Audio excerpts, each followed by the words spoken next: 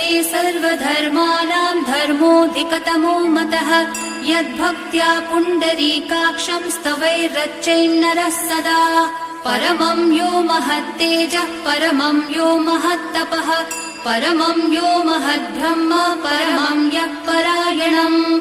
पवित्राणां पवित्रं यो मङ्गलानां च मङ्गलम्। दैवतं देवतानां च भूतानां यो व्ययः पिता। यतः सर्वाणि भूतानि भवन्त्यादियुगागमे। यस्मिन् च प्रलयं यान्ति पुनरेव युगक्षये। तस्य लोकप्रधानस्य जगन्नाथस्य भूपते विष्णोर्नाम सहस्रं मे शृणु पापभयापहम्।